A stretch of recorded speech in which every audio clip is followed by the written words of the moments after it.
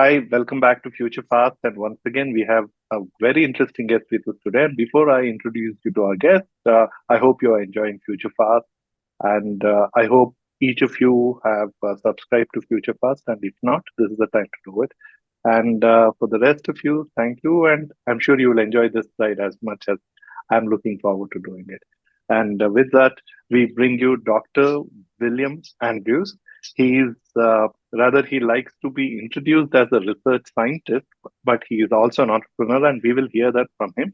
But what is interesting is he's one of the few people who's been working for the longest period of time in the longevity space. With that, Dr. William Andrews. Bill, welcome to Future Fast.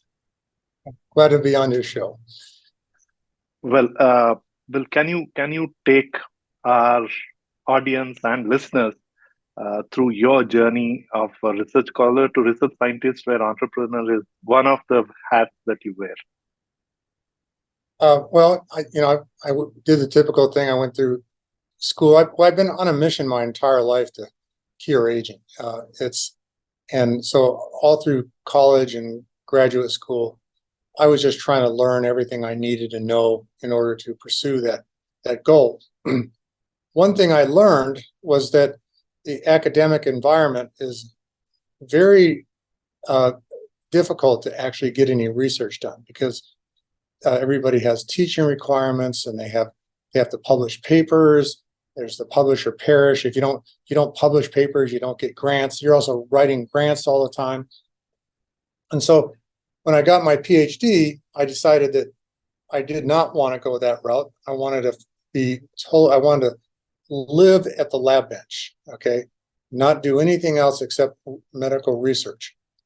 So I went into biotech instead and found myself trying to really understand aging and trying to communicate with other people, but I was finding that none of the twos and twos added up. Nothing made sense. And so for a while, I decided that I was going to focus on other types of research. So for about 10 years, I did cancer research, heart disease research, inflammation research, and I was very successful. I ended up being a key inventor on a lot of the big biotech breakthroughs, working with companies like Genentech and Amgen and Burlex Biosciences.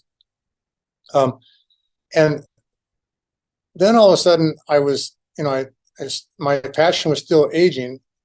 It was like, I could go into a lot of detail, but I kind of like always knew that there had to be some kind of clock that ticks inside of our cells that control the aging process. And none of the theories that existed out there at the time made any sense. And then in early 1990s, I learned about telomeres. I heard a guy named Dr. Calvin Harley speak on telomere biology, and I started thinking, hey, this is it. This is the clock that I've been looking for. And it's the only thing that's ever made sense before, during, or after. Now, so I went to work with Calvin Harley at Geron Corporation, where I ended up, he talked about telomeres. Telomeres are the very tips of your chromosomes. They get shorter as you age. And it appeared as if this was a clock that controlled the aging process. The length of the telomeres dictated how essentially old you are. And so the proof to show that was actually controlling the aging process was to actually figure out a way to re-lengthen the telomeres and see if test animals or human cells in a petri dish or anything like that would get younger. And the only way to lengthen them was to discover how our reproductive cells lengthen telomeres. Our reproductive cells don't have telomere shortening.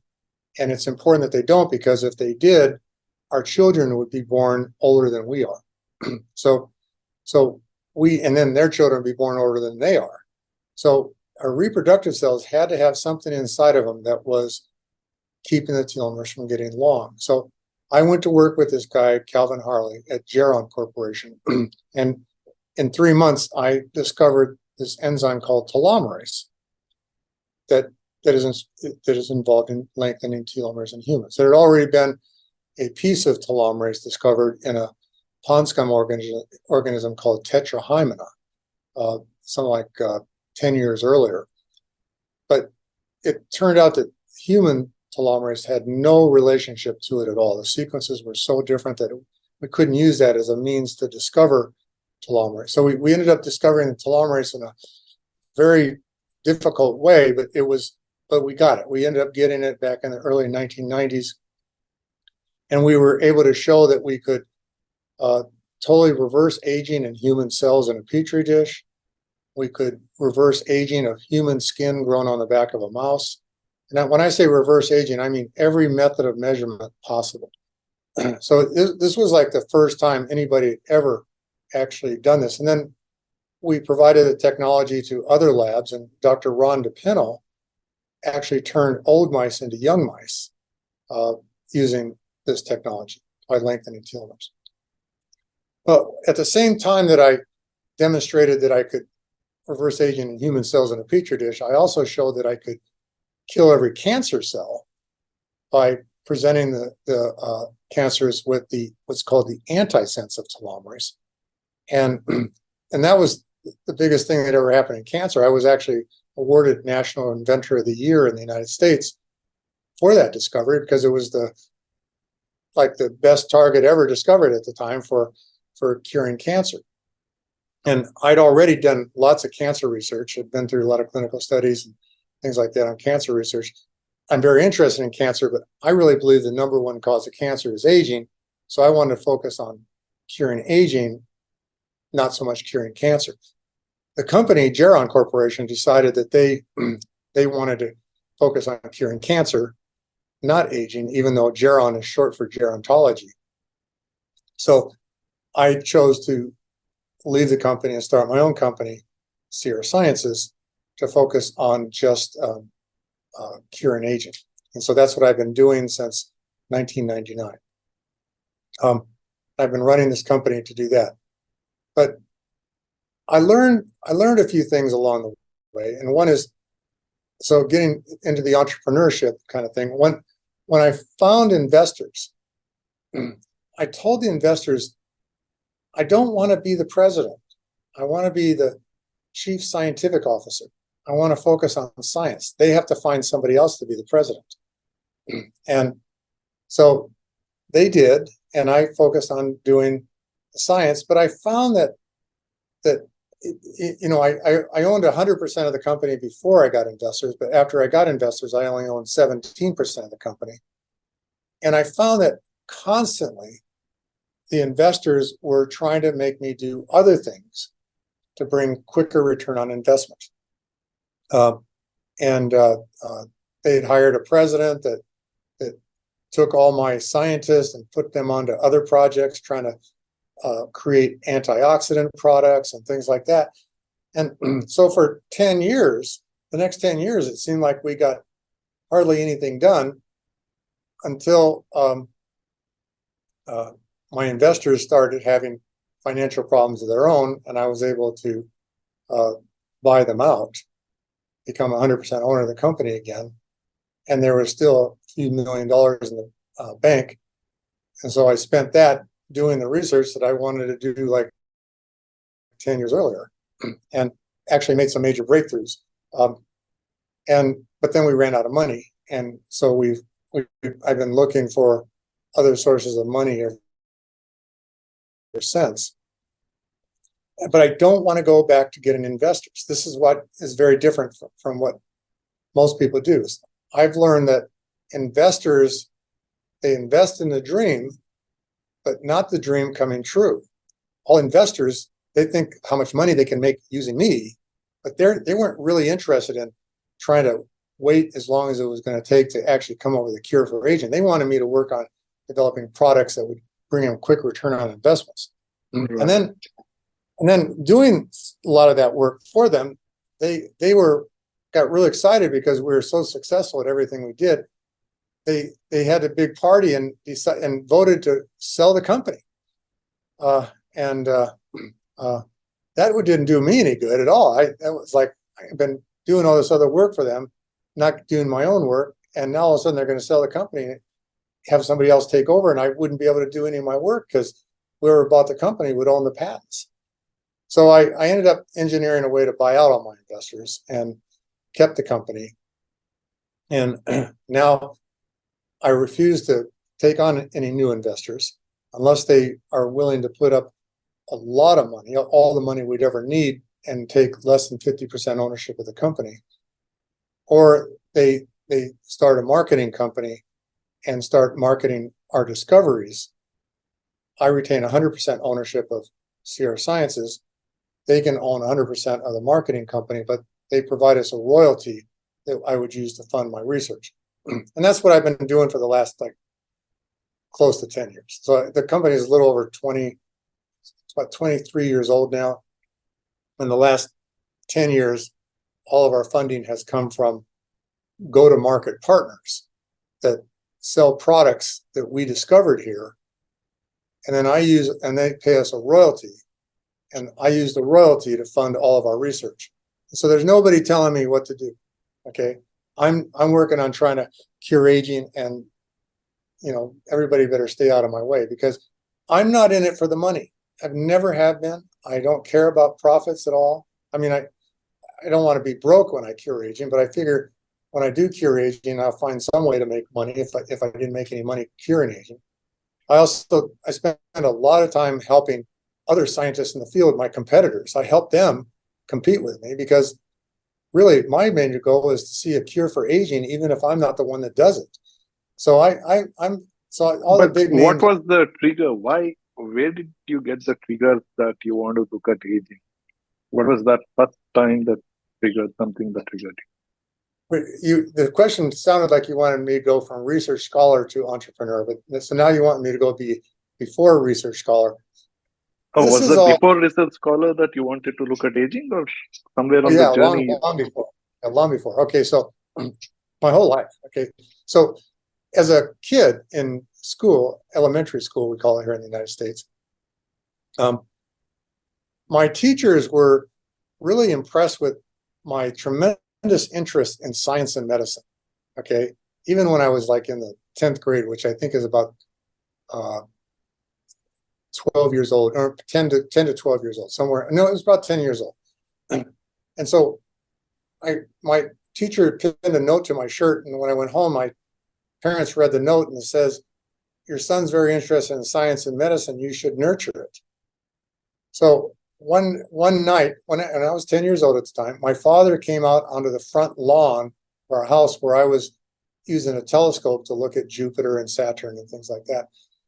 And he says, "Bill, since you're so interested in science and medicine, when you grow up, you should become a doctor and find a cure for aging." And then he says, "I don't know why nobody's done that yet." My father thought it'd be really simple. My father was very passionate about trying to see that aging got cured. It was something he talked about all the time. And so I just suddenly took it on. At 10 years old, I decided, okay, that's what I want to do. I want to cure aging. I did not like seeing people get old. I thought it was a horrible thing. I thought, I want to cure aging, and then after I cure aging, that's going to give me a lot of opportunity to do a whole bunch of other things. But my goal in life was always to do good things for people. Okay, I wanted to find ways of making everybody happier and healthier. That's always been my mission in life.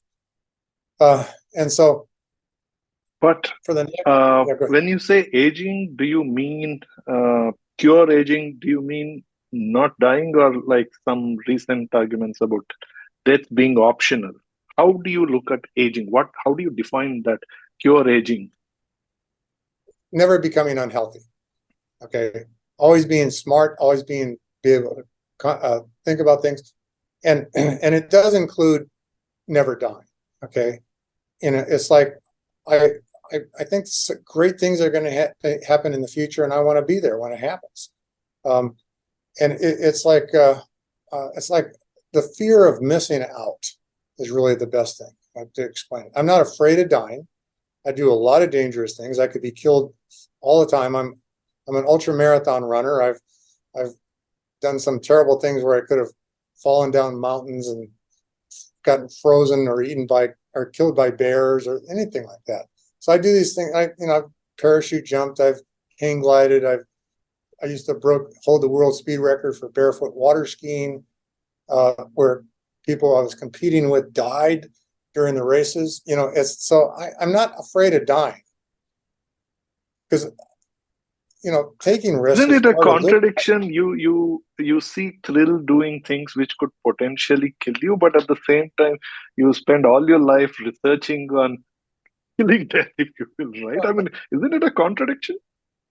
No, because see, there's no point in living a long time if you're not living, right? I love living. Okay, living's the greatest thing that ever happened to any of us. Okay, I love living, but living has to be living. You have to really enjoy life. And so I actually enjoy, my labs are right behind me on the other side of the wall, right behind me. I love working in the lab. I'm addicted to it. I love doing that, but I also love doing other things too. And especially I like running and adventure and things like that. But so, the thing that really bothers me is that I love living, and I would hate to see living become any less lovable for me or anybody because of this dumb thing called aging. And I see this happen all the time. I see friends Well, getting old and they can't do things. Yes. sorry, I come from India. I'm in Bangalore, Yes. and this part of the world, we grow up. I mean, for generations, for hundreds and thousands of years, we grow up with the thought that aging and dying is part of our life cycle, right? I mean, even our gods who had avatars as humans, right? In our stories, they also die, and it's a cycle that we kind of take it very organically, that it is natural to age and it is natural to die. So, of course, I've been talking to a lot of people, quite a few people who are working in aging and who talk about living for 1,000 years, transhumanists, and all that. Uh, this is uh, this is very interesting. I'm trying to get myself understand it a little better. I've spoken in India several times. Okay. So in Delhi, I've been at some major conferences speaking, and I have found that the audience is typically very shocked at what I'm doing. Okay. And, I've asked questions. I've said, do you really want to give up your life so that the next generation can live comfortably? And they all raise their hands, yes. Okay. But here's the thing is that and I respect that. I'm not going to, but personally, I don't want to die. I love living. Okay. And I think that, boy, people who are old and in hospices and assisted living homes, they're very unhappy and very miserable. And most people aren't aware of that. Okay. And I actually spent a lot of time going into those type of places and working with people. And they're very depressed, very unhappy, begging to help them get out of there. And it's like everybody gives up on them. And the Indian culture is a lot better than the United States culture. At least family is more important in India, I've noticed. And so when somebody gets old, the family typically does not abandon them. Okay, they're with them to the end. Okay, Correct. And so it's it's probably not as bad as in India, but here it's pretty bad. Okay, it's I just always feel so sorry for people that are miserable and wishing that they could be young again like they were before. But I see my father, who was the person that really got me into aging, he definitely did not want to die. He was when he developed Alzheimer's back in about 2010. He was kind of begging me to find a cure for his Alzheimer's, but he passed away in 2015. And he was my partner. He was like the person I worked with closely, and I just saw super depression, misery. There was nothing that he was not abandoned by his family, but he was still very, very depressed. when I would, he didn't have to go to assisted living homes and things like that because his family took care of him. But you know, I did go to assisted living homes and saw a lot of people that weren't taken care of. But you know, it's like a lot of people imagine that there's going to be a lot of problems that's going to result from curing aging. And you know, I think the biggest problem will be how are the young ever going to find jobs if the old never retire? But I think what people fail to realize is that the real problems are now. This whole idea of us learning all these things, learning how to fish, learning how to drive, learning how to read books, learning all this stuff, gaining all this knowledge, and then dying. Okay, when we feel like we could be contributing so much to the world, okay, and then losing our lives. I think that's a really big problem that a lot of people have just decided that's normal, that's acceptable, that's the way it should be. And you know, I totally respect those people that believe that. I'm not going to force anything on anybody, but personally, I want to live and live happy as long as I can. So I don't think anybody can disagree with you when you say that. I think I'm sure everybody would want to live healthy and long. I guess what would be little concerning is from a point of our own upbringing is that one, reverse aging, right? I mean, stay young always. I mean, that is one part.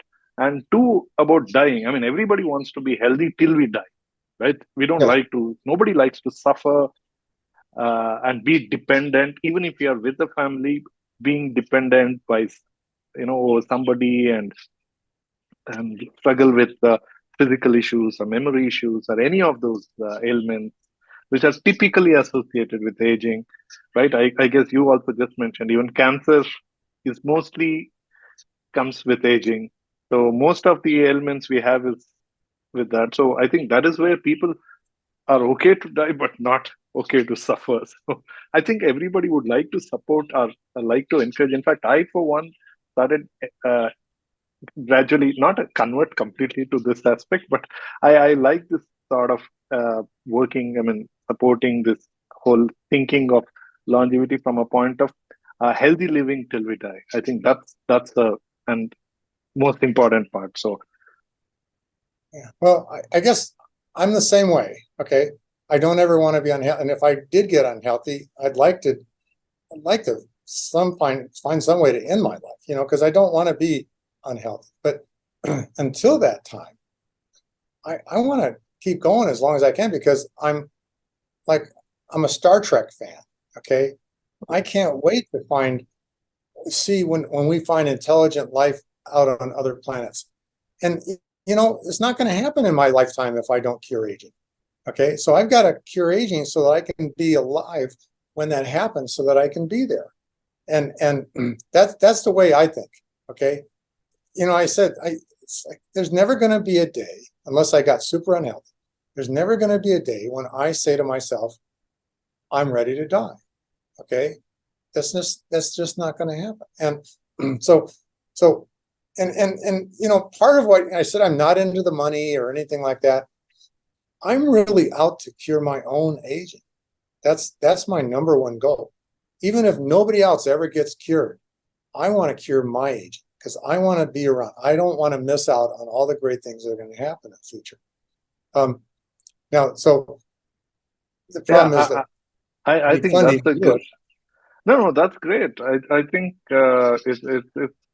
it's so right. I mean, it's fantastic, and I think there are actually businesses working towards it, right? In terms of taking people to space. Earlier, it was at least when I was growing up, you had to think, I want to be an astronomer to be going into the space. Today, you don't have to be an astronomer, but yes, you need to have lots of money to go there. That's, Most of the people in my field, and the few that aren't are good friends of mine. Most of the people in my field are really just in it for the money. They're looking for ways to make money by creating anti-aging products. But that's not good enough for me. Okay, I don't want to be in that field. I don't want to be trying to create products to put on the market. I just want to cure the aging process and make it available. I would love to just drop it from airplanes and provide it to everybody for free. Okay. And nobody has to take it. The only ones that can take it are the ones that want to take it. But that's where I'm all about. So, and then the other thing is that I want to see the great things that are going to happen in the future, but I also want to, after I cure aging, I want to cure other things. I want to continue research. I want to get increase the size of this company 100-fold and start curing a lot of different diseases that, and keep the focus on curing the disease, not on the profits. And that's the big problem. That's why cancer is not cured. It's because people are so interested in the profits that they steer the scientists away from actually working on the cure for cancer. And I truly believe cancer could be cured if some really great philanthropist provided cancer researchers with like $1 billion and stayed out of their way. Unfortunately, it's hard to find the right scientists because most of the scientists would take that $1 billion and buy themselves yachts and go on vacations and things like that. I wouldn't. If I had $1 billion, I'd put every penny of it into my research and just live in the lab. I just love being productive. I don't know if you know much about my background, but I'm one of the inventors of human growth hormone, tissue plasminogen activator, erythropoietin, beta seron. All these drugs have been really beneficial to helping people. And I've only named like 1/3 of the different blockbusters that I've been involved in. And a lot of it, I found myself competing with other scientists that really just wanted to make money. They weren't really interested in the cure. And I would have to fight to be able to finish the research, get it completed, or a lot of people would say, "Oh, it's too hard. We should find something else to do." And I would stick with it. That's, as you know, because I delayed this thing, I'm in a work crisis right now. And that's because one of our lead molecules quit working all of a sudden. Okay. And everybody wants to say, well, let's just forget it. Well, I'm in the lab trying to figure out what happened, what went wrong. I now think that we had a mixture of molecules, and it was the other molecule that was our lead compound. And so I've got to now purify and isolate that and test that as soon as I can. But I've got to get this solved really quick because I've got a lot of people telling me it's a waste of time. You shouldn't be doing it. You should go work on something else. And so I just want to get this done. That's why I'm late for today's talk too. But it's me. I'm just very different from most people in the field. But yeah, I think that curing aging will go down in history as a really good thing. I think 200 years from now, even people in India, if somebody said we should vote and ban the cure for aging, I think nobody would want that. Nobody would want to go back to what we have now. They'd love to see all their family, parents, grandparents, great-grandparents still be young and healthy. Because don't you even miss some of your relatives that have passed away? I mean, isn't it horrible? I mean, it's like, I just think that the world would be a much better place. And no matter what the problems are, we will find solutions. We've been very good historically. Humans have been very good at finding solutions, just like when the World Wide Web came along. Everybody thought this is way too complicated. No, this would never work. They wanted to do away with it. Now we can't live without it. It's like, so we adapted. And I think we're going to adapt to the cure for aging too, figure out solutions to all the problems. So what are you doing now that it's going to change in future in terms of this? Is there something that you're working on right now that's going to change significantly towards aging? Key thing that I'm working on is trying to lengthen telomeres. Okay, we have a lot of experimental lab bench data showing that there's a really good chance that that might reverse aging, stop aging or reverse aging. And it also might be the reason, like there's a whole bunch of other theories about why we age besides telomere shortening. But we have data suggesting that the length of telomeres controls all those other theories too. And it might be, everybody says it can't be just as simple as one thing. Well, I wouldn't be surprised if it isn't. It does require more than one thing, but I wouldn't also be surprised if it turns out it was just one thing. And we want to find out. So I want to produce a way to find a way to produce so much telomerase inside of our cells that our telomeres get longer, and then see what happens. And if it doesn't stop the aging process or doesn't reverse aging, I then want to study why not, and then focus on the next thing. What do we do in addition to lengthening telomeres? Because one thing's for certain, telomere shortening is the only real hard stop to the aging process, okay? And so nothing else will ever cure aging unless we also solve the telomere shortening problem. So I know that telomere shortening is the only thing there is that I know that we absolutely have to solve if we ever want to live longer than maybe 120. But it might not be the only thing we have to do, but absolutely nothing else is ever going to be able to do that if we still have telomere shortening, because we know that when telomeres get down to a certain length, our cells lose the ability to function and we die. Our cells die and we die. So when you say you lengthen it, it again tends to shrink, right? I mean, so you're saying it can be perpetually kept. Yeah, that's what happens in our reproductive cells, the cells that produce our egg and our sperm.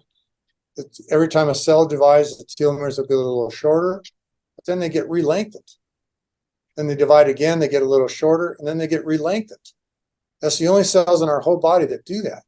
So back in the early 1990s, I discovered that it was this enzyme telomerase that's found only in our reproductive cells, at least in normal cells. It's also found in cancer cells. But in our reproductive cells, that's what keeps our telomeres short. So I said, and not me, but even the company I was working for, they were saying, let's discover this enzyme, put it into normal cells, and keep those telomeres from shortening and see what happens. So we discovered it, we put it in normal cells, and lo and behold, they did stop aging. But what we kind of didn't expect was that they actually made the telomeres longer, so the cells actually got younger. So that's when we first started saying, hey, maybe we can actually reverse aging here. And then we did some studies to reverse aging in human cells in a petri dish, human skin grown on the back of a mouse, and then engineered mice done by Dr. Ron DePino at Harvard. In all cases, we saw age reversal in every method of measurement possible. Well, now, Bill, I'm not at all a scientist. I'm not a biologist either. Not even far from even anywhere near medicine. I'm just curious.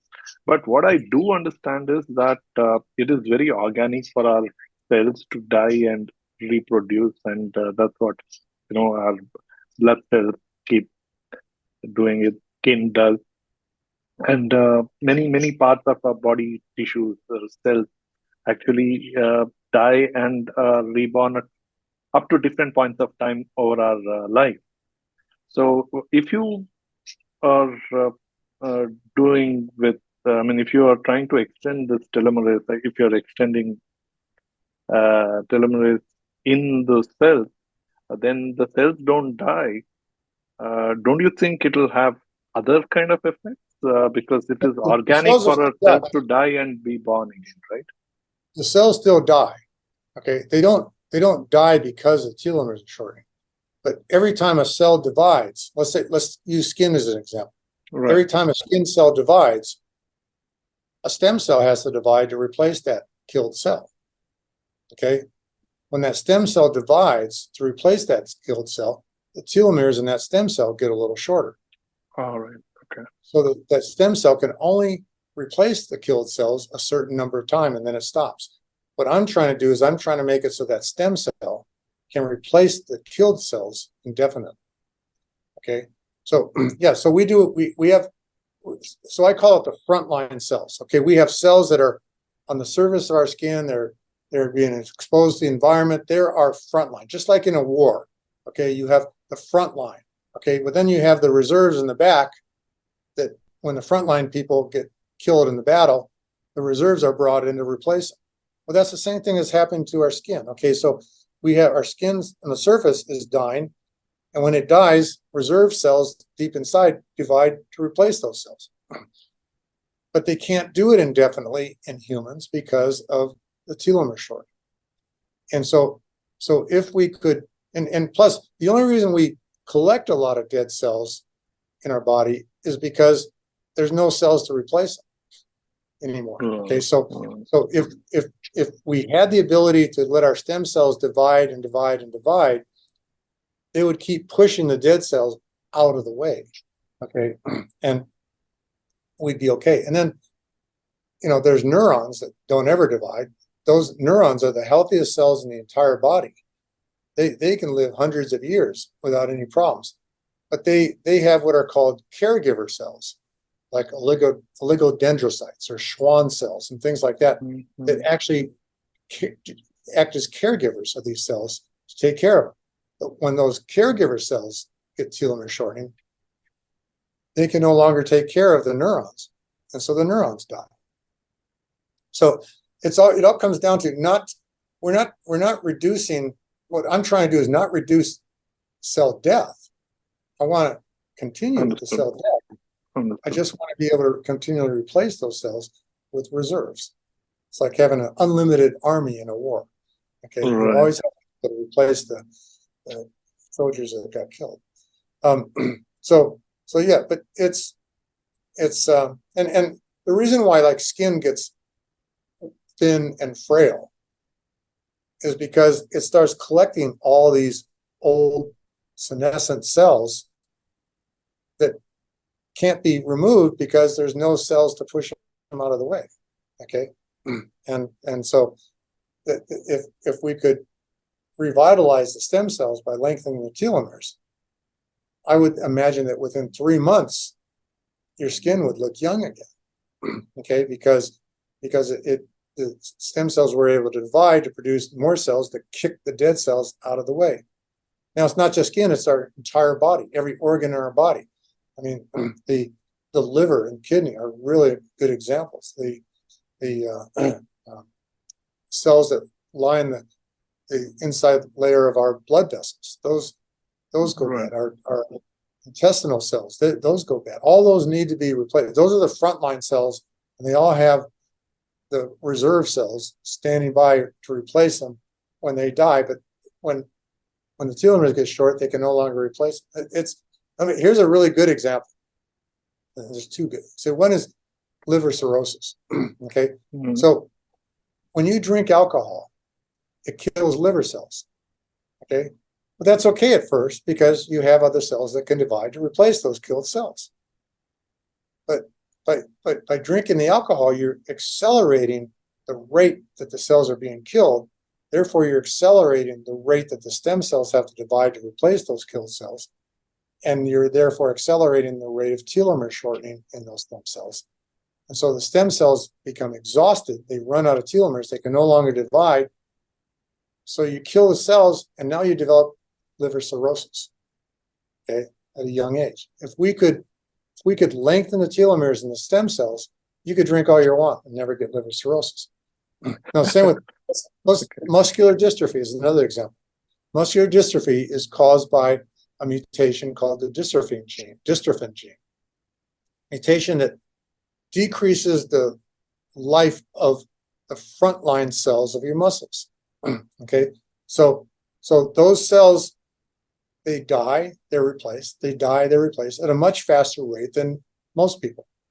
So even if you have muscular dystrophy, you're fine until you're like in your 20s or 30s.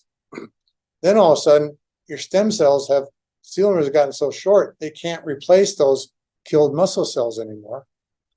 And you get muscular dystrophy. If we could keep the telomeres long and the muscle cells, muscle stem cells, you would not get a person with the mutation that gives you muscular dystrophy would never suffer from the disease. I can go on and on and on with all kinds of examples. Yeah. Bill, I pretty much gather that it was your father who was very influencing in your life from a point of even what you're doing. Are there other people, somebody else who helped you in the course and becoming the person that you are today? I had a lot of mentors, but I would say my greatest mentors were in high school.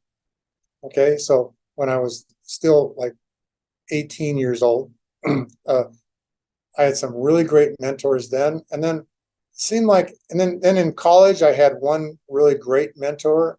And then in graduate school, I had one really great mentor. But I don't feel like I've had any mentors since then. I felt like I've become everybody else's mentor. Okay, that's in the field. It's like because of the fact that even when I was in college and graduate school, I was doing fruit fly research on extending lifespan of fruit flies when I was in the early 1970s, when I was still in college. So I was studying aging. I was reading everything about aging. I was finding out what all the theorists, evolutionary biologists were saying about aging. So I was learning it all. And by the time I was graduating from graduate school, I felt like I couldn't find anybody that knew more about aging than I do. I know, there's all these questions. In order to cure aging, you got to know, one, what is aging? Okay, that's a really big question. Everybody knows exactly what it is, but nobody can actually define it. I call it the Betty White test. The actress Betty White. Yeah. I'll show pictures of her when she was 25 and 95. And I'll just ask the audience, is there anybody here that doesn't know which photo of Betty White was taken first? And it gets a laugh, but then I say, okay, how do you know? And nobody can really answer. You can say wrinkles on the face, things like that, but even when the wrinkles are gone with makeup and stuff like that, she still looked older. So it's really hard to measure aging. It's really hard to understand what aging is. I have my theories. I think it's well, I won't go into that right now, but the other thing is, so what is aging? The other is, why do we age? Okay, not how do we age, but why? Why did we evolve a way of aging? Or more importantly, why have we never evolved a way not to age? Okay, wouldn't you think that since aging is so devastating to every single individual, that we would have evolved a way not to age? Because isn't evolution all about survival of the fittest? Okay. Oh, well, I think aging is organic and very natural, but perhaps the problem with the aging from a point of our discussion is that with age, we gather a lot of other ailments and diseases. So that is the biggest problem, right? I mean, otherwise, I think from school to college to now, I've become a lot more mature. I had fun doing something very silly and stupid, but I don't think I would want to do it today. So I think wisdom comes with age too. Yeah, well, wisdom comes with age, and you get smarter and smarter. And David Attenborough. I don't know if you know who he is, David Attenborough. Oh, yes. He's 96, I think, or something like that, and he's brilliant. And you listen to him talk, the guy's got the most amazing brain in the world. Why are we going to lose all that? Isn't that the worst thing imaginable? It's like he has been studying his whole life about nature. He goes around saying, rewild the world. Okay, I think he's a brilliant man. I support him 100%. But he doesn't have very many followers. Everybody else is trying to come up with their own thing. But he's made so much headway in everything. It's gonna be a terrible loss when he dies. Okay, and I would love to be the person that keeps him from dying. Okay, I'd love to keep him around. Every time somebody dies, we lose as much information as is found in any Library of Congress here in the United States. There's so much data in there, and it's all lost. Okay, that's a terrible thing, but you're right. It's okay. So aging is accumulation of diseases and things like that, but that might not happen if we could keep the stem cells dividing to replace the dead cells. And but we don't know. We're not going to know until we try. But if it doesn't work, then there's going to be something else we can try. What was I going to say? Yeah. No, I think everybody wants to live longer, right? I mean, every rich person wants to do everything that they want to do, living healthy and living longer. So why is it so difficult for so many billion? I think USA has the maximum number of billionaires in the world. So why is it so difficult to attract funding for something like you're doing? That should be the first thing they would want to support, right? You would think so, but owning and controlling. Yes, problem is with the owning and controlling. Most billionaires became billionaires by being very focused on making money. Okay, and listen. I'm sitting in my conference room at Sierra Sciences right now. I have sat across the table here with at least 20 billionaires. Okay. And they've all offered to invest, but they all insisted on having control, and they all insisted on trying to create products that would generate quick revenue. And I turned them all down. Okay. So a lot of my employees got really upset about it too. But it's like I feel like the only way aging's ever going to get cured is if everybody stays out of my way. If I can find the funding without somebody taking control, stay out of my way, I can get aging cured. I feel like if the number that I usually use, because I do have a really complete research plan that's like 140 pages long, and I've got everything cost. I think that it would cost about 300 million US dollars to actually have a cure for aging within 3 years. So that's what I'm looking for. I'm looking for some type of person that will provide. I think probably we'll talk offline, because I think there's a way to raise that kind of money in tokenization without giving away a single stock in your company, without giving away any amount of control of your business. So I think it's dope. So we'll anyway. I think I have some people. Okay, and because they're going to make their money off the marketing company they're going to sell, and I'm going to give that marketing company an exclusive license to sell all of our products. So I do the research. Every time we make a discovery, they market it, and then they'll provide the research funding either up front or as royalties. Okay, I've got 3 different people I'm talking to. It's just, for some reason, it's hard to put that money together, even with the really wealthy people, the billionaires. But you know what? You nailed it when you said it can't be done, because the system doesn't work. Exactly what you were saying. I'm never going to get an investor if I don't provide stock. That's why cancer is not cured. That's why heart disease isn't cured. That's why a lot of things, because the investors want to make a profit, and that's more important than actually curing the disease. And so I'm trying to do it a different way. I've walked away from the traditional way of doing things. I've given up. I tried the traditional way. I raised $33 million from the traditional way and have nothing to show for it. Okay, except for products that other companies are marketing, but they don't cure aging. I don't have any. I have not cured aging. I think I could have done it a long time ago if the investors had stayed out of my way and let me do the research I wanted to. And so now I'm trying to focus on doing it. And if it's impossible to raise the money without selling stock and losing control, It's not impossible. It's not impossible. I thought you said it was impossible. No, it wasn't. It was not It's not impossible. It was perhaps, but not anymore. We'll talk about it anyway. Well, you already mentioned David Attenborough, but are there any other books, videos, or podcasts that you follow and you'd like to recommend to our listeners and audience? Well, William Shatner.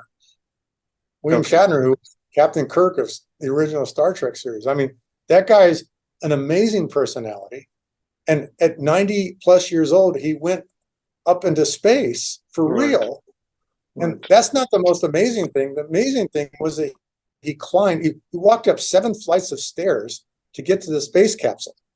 Okay. Oh, And they okay. showed it on TV. You saw him walk up 7 just as fast as everybody else was.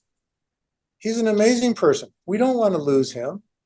We didn't want to lose Betty White. I think losing Betty White was one of the worst tragedies in the world. There's never going to be another Betty White. There's no personality like hers. She's totally irreplaceable, and it's a very sad thing that we lost her. But when I think about it, there's all kinds of people that I would hate to lose. Sometimes I have to think about it to remember who they are. But it's like I talk about that a lot of times at conversations. The thing that baffles me the most is that I've had a lot of people here, like billionaires or family members of billionaires, where the billionaire was dying from Alzheimer's or had some other problem going on, and I was a potential cure for their disease. They chose not to invest, and they died. Okay, I don't get it. I don't get it. It's like I could have possibly saved them. Okay, and $300 million in their cases would have been pennies, relative to anybody else. But they chose not to invest, and it was never because they didn't believe that what I could do, what I was doing would work. It was always because they didn't like not having control. Okay, they wanted control of the situation, and it's like that. That's why I say the system doesn't work. The system doesn't work. Oh, well, there is a new system that's evolving which will make it work, and where things will change. See, because tokenization for an investor does give a value appreciation, and higher wealth, and without control, and gives them liquidity as well. So that's why more investors are also leaning now towards that. But of course, it's a very small percentage from a relatively speaking till date. But that number is growing. That tribe is also growing. So I think that is one place surely you could. And are there any How come they're not? books? How come they're not coming to me? That's what I always Uh, wonder. I we'll do a talk lot of about it. presentations. I do a lot of We'll talk presentations. about it. In fact, I'll send you the whole details of how to go about it. We'll talk about it.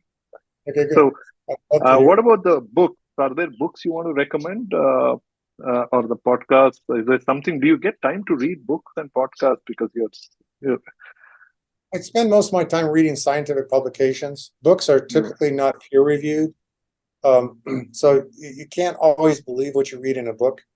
But scientific publications, that's what I spend.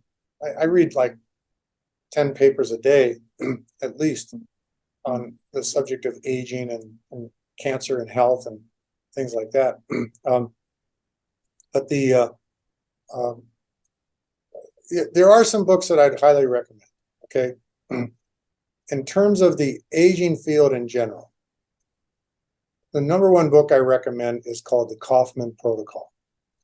Okay, and it's written by Dr. Sandra Kaufman, and she now has 2 books, and they're the best books ever written on supplements and why you take supplements and what supplements you should take and things like that, and how everybody's different, and it's a guide to actually choosing your right supplements. Then, there's 2 people that I would highly recommend who've written books on cardiovascular disease. One is Dr. Caldwell Esselstyn, Esselsstyn, and the other is Dr. Amy Doneen, Doneen.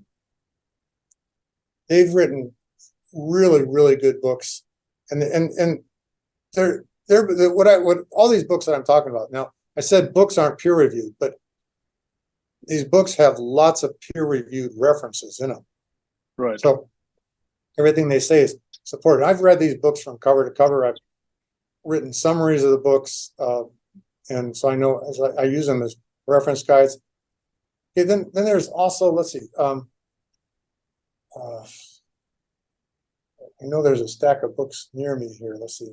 I don't see them in this room, but let's see. It's so cardiovascular disease, heart disease, cancer. Okay, so the best probably book on cancer is written by a Dr. Jason Williams, and I mean he's a real thinks outside the box type person. I've met him many times. He strikes me as somebody who doesn't care about the money at all. He's in it to just get rid of cancer because it's a terrible thing. And what other books? So books on inflammation. Dr. Floyd Chilton, Chilton, and Dr. Caldwell Esselstyn, who I mentioned for cardiovascular disease. Can you just spell it again, Doctor? Chilton. Chilton is Chilton. Oh, LTON. Okay. Floyd, he wrote a book called Inflammation Nation. Okay, which is really, really great book. It talks all about the importance of what's called arachidonic acid, which is a very inflammatory thing found in all meats and dairy and fish and fowl. And it's turned me into 100% vegan, so I'm completely vegan now. I reduce my inflammation as much as I can, and that decreases my chances of heart disease and cancer. Knock on wood. But I'm trying to think of other books that I recommend. If I think of any others, I'll bring them up later. But those are the ones I can think of off the top of my head. Wonderful. Well, Bill, thank you so much for taking our audience and listeners through your journey and what you're doing and why. So we would like to bring you back to talk about your mainstay of technically it's your business, Sierra Sciences, but it's also your passion. It's also your end goal as well from the point of achieving extending life. So we'll get back to talk to you about it. And until then, I hope the audience and listeners enjoyed the conversation as much as I did. And you will have to share this right away with all the people you think would appreciate it. And also come back soon. We're going to have Bill back to talk about more of it. And until then, enjoy the ride. Thank you so much. Thank you, Bill, once again.